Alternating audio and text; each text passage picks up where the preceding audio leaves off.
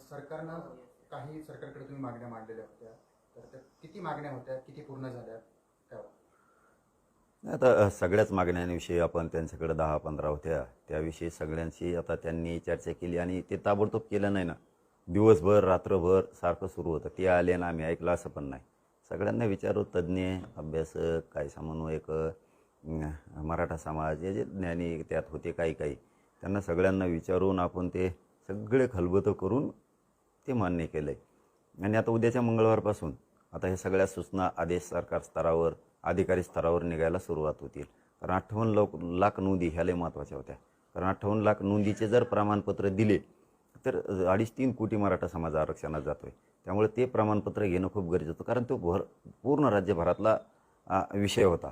पुन्हा त्यांनी टाळाटाळ केली असती, अनेक अडचणी आल्या असत्यात. आता ते म्हणले की आता ते प्रमाणपत्र द्यायला सुरुवात करतोच राहिलेले. 58 लाख नोंदी सापडलेलीच आहे आणि व्हॅलिडेबल. म्हणजे काय होईल, एक बाजू पक्की होऊन जाईल आपली. दुसरं होतं की हैदराबाद गॅजेटियरचं त्याच्यात SOP देणं, कार्यपद्धती चांगली करणं गरजेचं होतं. त्यामुळं आता ते पण सुलभता त्याच्यात आणून आता तेही प्रमाणपत्र वाटप होतील. त्याचे आदेश काढतो म्हणे आम्ही. SOP सगळ्या यांना दाखवले आपण अभ्यासकांना, याच्यात काय बदल करायचा का सांगितलं. त्यांनी पण काही सूचना होत्या, त्याच्यात काय बदल होते ते पण सांगितलेत. तेही त्यांना घ्यायचं सांगितलं आणि ते म्हणले आम्ही घेतो. आता हे मंगळवारपासून कॅबिनेटपासून आम्ही ते बदल करायला सगळी सुरुवात करतो. त्यानंतरचं सातारा संस्थांचं गॅजेटियर, कोल्हापूर, औंध, पुणे, ह्या बॉम्बे गव्हर्नमेंटचं गॅजेटियर, या सगळ्या संदर्भात आता ती कारवाई सुरू करायला. ते म्हणजे 1 महिन्याचा वेळ द्या. म्हणजे काय होईल, सातारा संस्थांचा GR काढण्यासाठी म्हणजे ते कोर्टात जाणार नाही, चॅलेंज होणार नाही या संदर्भात. आणि आम्हाला वाटलं की ठीक आहे, चला वेळ देऊयात. नाही दिला आपण महिन्याचा तर ते म्हणते ना आम्हाला चांगला GR काढायचा होता, तुमच्यामुळं आम्ही गडबडीत काढला. मग ते देवेंद्र फडणवीस साहेबसुद्धा म्हणले ना, गडबडीत काढलं तर फक्त प्रसिद्ध होईल, म्हणजे प्रसिद्धी मिळेल, मग त्याचा फायदा काही होणार नाही आहे. आणि 1 महिन्याला थांबून जर काढला तर ते समाजाच्या हिताचा राहील, असं स्वतः मीडियासमोर मुख्यमंत्र्यांचं ते स्टेटमेंट आहे. त्यामुळे ठीक आहे, महिन्याने द्या. काय 70-80 वर्ष नव्हतंच ना, तर 1 महिन्याने दिल्याने काय फरक पडतो. ते पक्कच देतील ना. मग या हिशोबानं गुन्हे झालेत महाराष्ट्रातले सगळे सरसकट गुन्हे, त्या संदर्भातल्या काही कलमा किंवा असे अनेक विषय, ते गुन्हे मागं घेणे याबाबतच चर्चा केली. बलिदान गेलेल्या कुटुंबाच्या नोकऱ्याचा तो GR, तेही आता 15 दिवसाच्यात राहिलेले पैसे आणि ते सगळं क्लिअर करून देतात म्हणून सांगितलं आहे. मराठा आणि कुणबी मंत्रालय सेपरेट असलं पाहिजे मराठा समाजाच्या समस्यासाठी, म्हणून तेही विषय झाला. शिंदे समितीची मुदतवाढ, असे EWचे विषय, त्या अधिसंख्या पदं निर्माण करायचे, काही ECBCचे विषय होते, काही सारथीचे विषय होते, महामंडळाचे विषय होते. आता ते सगळे परताव्यापासूनचे सगळे विषय सुरू होतील. शिंदे समितीला मुदतवाढ आवश्यक होती, ती काम म्हणजे नोंदी शोधणं गरजेचं होतं. अशा मागण्यांच्या बाबत सगळी ते आता मंगळवारपासून सगळी सुरुवात करायला. बरं, यावेळेस जर समजा तुमच्या दृष्टीनं, ज्याला तुम्ही नजरअंदाज करणं तर दुर्लक्षित करणं असं म्हणता, असं जर सरकारकडून होत असेल तर मग तुमची पुढची भूमिका काय असेल? नाही, मी मग सांगितलं रेटे खात्यांमध्ये. आता इथून पुढं बार केल्यावर एवढं सोपं असतं का मग? विश्वास ठेवणं न ठेवणं. आताही त्यांनी मसुदा आणला होता, ड्राफ्ट आणला होता तयार करून. त्या ड्राफ्टवर दिवसभर चर्चा झालेली आणि रात्रभरसुद्धा ते करायचं नाही करायचं. ते म्हणले तुम्ही फक्त आत्ता सांगा, यानुसार आदेश आणि सूचना सरकारकडून काढायच्यात, अधिकाऱ्यांकडून काढायचं, लगेच काढतो.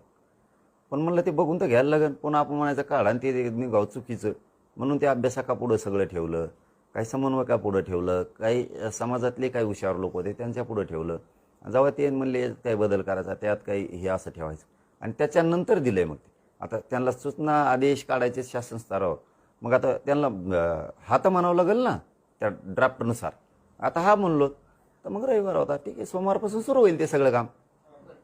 मागे 1 महिन्याचा कालावधी तुम्ही दिलेला होता, मात्र 10 महिने होऊन गेले होते, तुम्ही स्वतः सांगितलं होतं. आता या 1 महिन्यात होईल का? तुम्हाला विश्वास आहे का यांच्यावर? दिलेल्या वेळेत तो विश्वास ठेवूच, नाहीच केलं तर लढायला मी सज्ज आहे ना माझ्या समाजासाठी पुन्हा. मग आता चांगल्या कामाला शेवट नसतो, वाईट कामाला शेवट असतो. त्याचा द एंड होतो वाईट कामाचा, चांगल्या कामाचा कधीच होत नसतो. त्याला चांगल्या कामाला शेवट नसतो, सारखं लढावं लागतं, तेव्हा चांगलं होत असतं. आणि चांगल्या कामाला शेवट नसतोच, आणि नसला पण पाहिजे चांगल्या कामाला शेवट. काँग्रेस नेते विजय वडेट्टीवार असं म्हणतात की आता हा जो निर्णय ओबीसी बांधवावरती अन्याय घडणार आहे, त्यामुळे ओबीसी सुद्धा रस्त्यावर उतरेल असा इशारा विजय वडेट्टीवार यांनी दिला. सरकारवर देखील त्यांनी टीका केली की सरकार हे डबल ढोलकीसारखं वाजतंय. आणि ते लई करी ढोलकी होय. उगा काय तुमच्या सत्ता होते तेव्हा कुठं गेलता, तेव्हा लय ओबीसीचं कल्याण केलं होय. तो सरकार होतं तेव्हा काय तो पाळणा बांधून दिला तेव्हा झोका ओबीसीला. काही बोलायचं उगा आपलं. आणि हे आलं की याच्यावर बोलायचं. हे बी धडाचे नाहीत. हे काय ओबीसीला यांनी काय पाळणा बांधला नाही, मराठ्याला बी काय झोका बांधून दिला नाही. आलेले बी आपल्या जनतेला कळा ना काही ओबीसीला आणि मराठ्याला. उगाच झुंजतो आपण दोघांनी मिळून, ओबीसी आणि मराठा यांनी सगळ्यांनी मिळून सरकार विरुद्ध झुंजलं पाहिजे. आणि ते आपल्या आपल्यात वाद लावून देतात, आपण सुरू आणि कच चांगलं होऊन ओबीसीचं बी मराठ्याचं बी. मी तर मराठ्याचं कल्याण करणारच आहे, मी तर पुढून येणारच आहे त्यांना. मुख्यमंत्र्यांना देखील ते असं म्हणाले की एकीकडे मुख्यमंत्री म्हणतात ओबीसी आरक्षणाला धक्का लागला, दुसरीकडे दुसरीकडे मराठा समाजाची भूमिका मांडली. अरे मग मुख्यमंत्री, दोन्ही उपमुख्यमंत्री धक्का लावतच नाहीत ना ओबीसी आरक्षणाला. आमचं आहे ते हक्काचं देतात, आमच्या नोंदी सापडल्या ते द्यायलेत. आम्ही तर कुठं म्हणतो त्यांना धक्का लावा. त्यांना धक्का लावू नका आणि ढकलू नका. तसंच राहून त्यांना लांबळी चोंबळी धरा. पण आमच्या नोंदी, आमचे गॅझेटेर तर द्यावं लागतील ना, ते देत आहेत ते ओबीसीवर कुठं अन्याय. आमच्या नोंदी द्यायलेत, आमच्या लेकराचं कल्याण व्हायला ना. काल तुम्ही विखे विखे पाटील पाटील मराठा समाजाला सांगतायत की मराठा आणि ओबीसी समाज एकमेकांना विरोधात उभं करून ते सत्तेची खुर्ची मजबूत करतायत असं विजय वडेट्टीवार म्हणतात. आणि तुम्ही काय केलं? तुम्ही लई फुटाने वाटत होता तुझे. तुम्ही ओबीसीचं वाटोळच केलं आणि मराठ्याचंही केलंच ना. आणि महाविकास आघाडीनी समजा यांच्या कोणचं होतं तेव्हा महाविकास आघाडी नव्हती वाटतं, काँग्रेसचं सरकार होतं, त्यांनी वाटोळच केलं ना. आणि तो यासारख्या नेत्याचा भरणा केला काँग्रेसनी, मराठ्याच्या विरोधात बॉम्ब घालणाऱ्या नेत्याचा. काँग्रेसने संपायचं का तुझ्यासारख्यामुळं? आणि ह्या काँग्रेस सरकारनं मराठ्याचं ओबीसीचं वाटोळं केलं आणि महायुती सरकारनं केलं मराठ्याचं बी ओबीसीचं. मराठा ओबीसीनं समजून घेतलं पाहिजे. आपण एकमेका लेकरा बाळाला साथ देऊया, विरोध करायचा नाही. आपण दोघांनी मिळून सरकारच्या विरोधात राहिलं पाहिजे जनतेनं. तुम्ही सरकारकडून राहता आणि आमच्या विरोधात बॉम्ब घालता. पण त्यांनी रस्त्यावरती उतरण्याचा इशारा दिलाय. लवकरच त्याची घोषणा देखील ते करणार. ओबीसीचं नुकसान होत असेल तर आपल्याला लढावं लागेल. आता रस्त्यावर उतरल्याचे पर्याय. रस्त्यावर उतर नाही तर तिकडं वड्यात उतर म्हणा, कुठं उतर. काल तुम्ही विखे पाटलांना एक विनंती केली की माझी आणि अजून एकाही नायपरिष्ट करा. नेमकं नायपरिष्ट कोणाची करावी तसं मागणी. काय झालंय, मला वाटलं होतं बदल झाला पाहिजे प्रत्येकात, ते दिसत नाही. म्हणून तोच म्हणला होता, मी नव्हतं म्हणलं ते परळीचं. तेच म्हणलं होतं की माझी ब्रेन मॅपिंग करा, त्याची नार्को टेस्ट करा. तो विषय आता मी पुन्हा हातात घेतो. त्यांनी कोणाला घातपात करायला लावला माझा. मग आता तो काय गोळ्या औषधात याच्यात जेवणात घालणार होता, की काय दगा फटका करणार होता, हे पुन्हा तपास होऊन ते समोर आलं पाहिजे. पुन्हा तपास होऊन काय होता विषय, कोण होता, पडलेला त्या कोण जात होता, पिये त्याचा बीडवाला, त्याच्यात आरोपी एक नंबरला कोण करायला पाहिजे होतं, तो कोण तिसराच गेला आहे, हे सगळं घेणं गरजेचं आहे. आता पण त्या आरोपींना साथ कोण देत आहे, ते कसं आरोपी होत नाहीत, या संदर्भात सगळं आता लावून धरणार आहे मी. CID पासून SIT पर्यंत या सगळ्या पुन्हा तपास त्यानं होणं गरजेचं आहे. आणि त्याच्याशी बोलणं झालं आहे त्या आरोपींचं. कुणी प्रत्यक्ष जाऊन बोलत होते, कुणी फोनवर बोलत होते. मग त्यो याच्यात कसं काय नाही. मग रश्मी शुक्ला ज्या पूर्वीच्या महासंचालक होत्या, त्या अजितदादा, फडणवीस साहेब हे स्वतः नागपूरला बसले होते. मग त्यावेळेस त्याचं नाव बाहेर काढलं याच्यातून. मी आता तो विषय लावून धरणार आहे आता, त्याची आणि माझी आणि त्या 3 आरोपीची. तसे त्याच्यात लय मोठे आहेत, ते सगळेच घ्यायला लावणार आहे आता. नार्को टेस्ट कसं काय होत नाही ते बघतो, कारण त्याची एकदा नार्को टेस्ट झाली की माझ्या प्रकरणात नेमका तो काय करणार होता. आता करणाराला मी पुन्हा सांगतो, मी आरोपीला तर दोष देत नाही. करणारापेक्षा करून घेणारा महत्वाचा आहे. ते काय करतो, मागून राहतोय आणि घोडे नाचल्यासारखा नाचितोय. ते त्यांच्याकडून करून घेतोय तो सगळं. आणि मग हे बी मरूच घातले जातात त्यांनी. मग अंगावर यायला त्याला एवढं सोपं अंगावर यायला, इकडे लय कच्चे येतोय. त्याचं ऐकून तुम्ही मराठ्याच्या चळवळीचं अंगावर येणार, हे करणार. त्याच्यामुळं ना यांना मी यांचं नावच नाही घेत. या आरोपीची तर दखलही घेत नाही मी, गिनीत बी नाही, बघत बी नाही, दखल सुद्धा घेत नाही साधी. तर पण त्याला सुट्टी नाही आता. परळीवाल्याला, त्या धनंजय मुंड्याला सुट्टी नाही आता. त्याची नार्को टेस्ट माझी कशी होत नाही आरोपीची हे मी फुल लावून धरणार आहे आता पूर्ण वेळ. ते कसं होत नाही ते ते बघतोच आता. कारण त्याची एकदा नार्को टेस्ट झाली मग आंधळ्याच्या प्रकरणात काय झालं, संतोष देशमुखांच्या प्रकरणात काय होता, कसं काय येत नाही, गीतेच्या प्रकरणात कसं काय येत नाही, महादेव मुंडेच्या प्रकरणातला विषय आणि आणखीन कुठं कुठं कुंकड धाराशिवला इकडे तिकडे कारखाने होते त्याच्यात काय काय झालेलं आहे भ्रष्टाचार, कशात काय होतं ना, हे सगळं एकदाची त्या नार्को टेस्टमध्ये. म्हणजे माझ्या नार्को टेस्टच्या या प्रकरणात बाकीचं सुद्धा सगळं लफडं येणार. त्यामुळे हे होऊनच जाऊ दे आता. तू मरू घातलं वय आणला, मरतेन तर लोकाचे मरतील, मरतेन तर मराठ्यांचेच मरतील आणि तुला मजा करायची वय लोकाचे लेकरं सोळावर देऊन तू बघतोस तू ऐकडा आता. या संदर्भात मुख्यमंत्री उपमुख्यमंत्र्यांकडे तुम्ही तक्रार करणार? SP पासून पुन्हा ही आधीच केली मी, अधिकृत पुन्हा एकदा SP-कडे करणार, स्थानिक पोलीस स्टेशनला करणार, स्थानिकला पण दोनही कमिशनरला करणार, मी मुख्यमंत्री गृहमंत्री यांना सुद्धा करणार ही तक्रार. मी जे जे त्याच्यात विभाग येत आहेत आणि कोर्टातून सुद्धा आणि पूर्ण ताकदीनं हे लावून जाणार. त्याचे नार्को टेस्ट कसं काय होत नाही माझी पण ती मी आता बघणार. लोकांच्या लेकराला पुढं घालतो आणि त्यांना मरू घालतो पैशाच्या जेवर तू, आणि तोहेच लोक कोणचा PA येतो हा कोणचा प्रवक्ता आहे हे सोबत हिंडत येत, कशा माहित्या पुरवित येत, कशा खोट्या बातम्या मग त्या युट्यूबला दाखवल्या जातात. कोण कोण भेटतं संभाजीनगरला, मंत्रालयात कोण कोण भेटतं, खाऊ गल्लीत कोण भेटतं, पुण्यात कोण भेटतंय, हे सुद्धा यांनी शिकून म्हणजे ब्रेन वॉश केलंय आणि ब्रेन वॉश करून आरोप करायला लावायचे आणि त्यांच्या हातातून वाईट कृत्य करून घ्यायचं. हे काम बीडपासून लातूरपासून हे सगळेजण करून घेत आहेत वाईट काम हातातून. मग करून घेणारे सुद्धा हे आरोपी झाले पाहिजेत ना. ते जातीचे कोणचे असू, भले ते मराठ्याचे असू नाही तर OBC असू नाही तर कोणाचे असू, हे सगळे आले पाहिजे. कारण याच्यात 50-60 जण आहेत ब्रेन वॉश करणारे. कोण कसं सांगायचं काय करायचं हे पुरे होऊन जाऊ दे. अरे बडबड करून नाही चालत रे. इकडे बी ऐकून घेतोत म्हणजे कच्चे नाही आहेत, ऐकून घेतोत म्हणून कच्चे नाहीत. कुंकड बरळायचं नाही त्यांचं ऐकून. इकडे बी कच्चं रक्त नाही येत मराठ्यांचे, पण कोणाचं तरी मायमाऊलीचं ऐकून गप्प बसत असतं प्रत्येक जण. त्याचा अर्थ तुम्ही वापरणारच असाल ना, वाप जिरता येते आम्हाला जे. आणि इथून पुढं दुसरा मुद्दा, राज्यातले जेवढे बोलणार आहेत ना त्यांना आता तोडीस तोड जसेल तसं उत्तर मिळणार, जसेल तसं तोडीस तोड.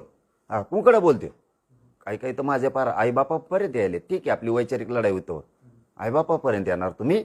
आम्हाला माहिती आहे मग तुमचं बाटलाचेच ऊस होते तोडायला तुम्ही कसं पात्रात पडत होतात. आम्ही त्या भाषेत काढणार आहेत, 100% काढणार आहे आता त्याच भाषेत. नाही काढलं तर मग अभि नाव बदलून ठेवा, तुम्हाला ज्या त्या भाषेत जात काहीतरी ऐकायचं त्याचं. त्यांनी त्या खरकाट्यानी 5-6 जण उभा करून ठेवले आणि ते वच वच वच वच बुळबुळ बोलते. त्यांना वाटतं आम्हाला बोलताच येत नाही. अरे आपल्या डायरीतले डेंजर शब्द आहेत, इतके भयान काढील. त्याला जातीशी कोणी तोलायचं नाही, त्यालाच असेल तसं उत्तर मिळणार आहे. हे काय करतात मग अंगलोट आलं जातीला जोडीत येत, आमच्या जातीला असं असं म्हणले, भंगार म्हणले. जातीत काय समजले त्यांना म्हणलो का ओढू नका. जिथलं तिथं ज्याला त्याला आता उत्तरं मिळणार आहेत जशा त्याच भाषेत. मग ते कुणी पण असो राज्यात. आता आंदोलनात होतो नको बाबा समाजातल्या लेकराचं आमच्या वाटोळ होईल म्हणून आम्ही ते 2-2.5 वर्ष असं धुवूनच काढले. आता आम्ही धुवून काढतो.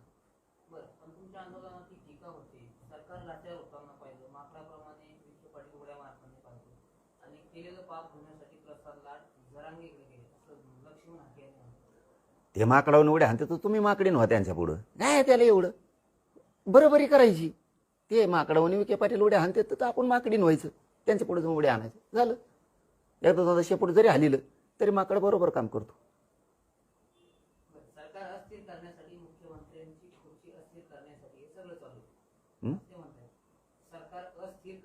ते आणखीन एकदा सांगतो बाबा, मी याच्यावर बोलत नाही, मी त्याची दखल घेत नाही, मी कोणाची दखल घेत नाही. पण बाबा स्वतःच्या जातीसाठी लढाव, गरिबांच्या लेकरांचे लय वाटलं होते धनगराचे. हेच काम आधीच केलं असतं, आमच्या काही विरोधात करीत नव्हती उडी उदरीत बसून. हेच ST आरक्षणासाठी केलं असतं तर आत्तापर्यंत कल्याण झालं असतं त्या लेकराचं. करीनात का आमच्या विरोधात. मी 1.5 वर्षापूर्वीची एक गोष्ट सांगितली होती, तुमच्याकडे सगळा रेकॉर्ड आहे त्याचा, की कोणाचं ऐकून आपण शिव बोलूया, विनाकारण नाराजा पसरून देऊ नका. त्याचं ऐकलं, नाराजी पसरले गुजरी आणि अंतरवाली किंवा मराठा समाजात. काही गरज नव्हती ना या गोष्टी करायची. आम्ही हे पण सांगितलं होतं त्याच वेळेस. आमचा शिवभाऊ जर ओबीसीचा मोठा नेता झाला तर आम्हाला आनंद होईल. उलट हे कोण कुंकडून कामान धामाचं त्या परळीवाल्याचं ऐकायचं आणि त्या लाभार्थी टोळीचं तेवढे कमेंटच्या जीवावरच करायचं. कमेंटच्या जीवावर नसतं, ते धनगराच्या आडून गेलं लपतेत आणि साधून घेतात. आणि ते लाभार्थी टोळीला कामच तेवढे. त्यांनी सगळ्या जातीचा त्यांच्या देवारा करून टाकला त्या लाभार्थी टोळीचा. नाही तर इतके माया दाखवत होते, मराठा समाज इतके प्रेम करायचा, इतके माया करायचा ह्या समाजावरती, त्यांच्या वंजारी समाजावरती, आणि ते पण मराठा समाजावरती. यांच्यामुळे झाली दुरी तयार.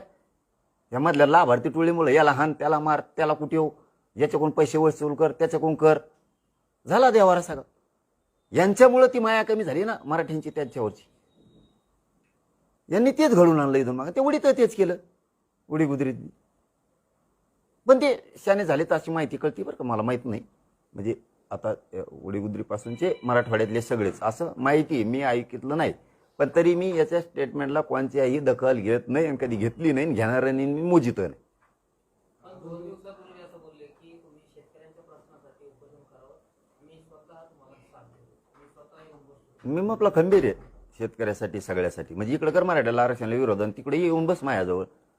याचे दुकानदार असलं नसतं. माणसाने लढाव स्पष्ट मराठ्याला इकडे विरोध करायचा आणि माझ्या संग येऊन बसायचा. मी एवढा कच्चा शेतकऱ्यासाठी मी खंबीर आहे.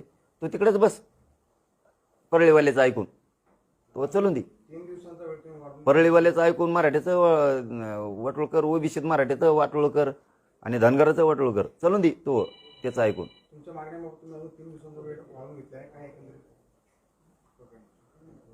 नाही, मला वाटतं मंगळवारपासून पूर्ण कामाला ते मागण्याला चालना देणार.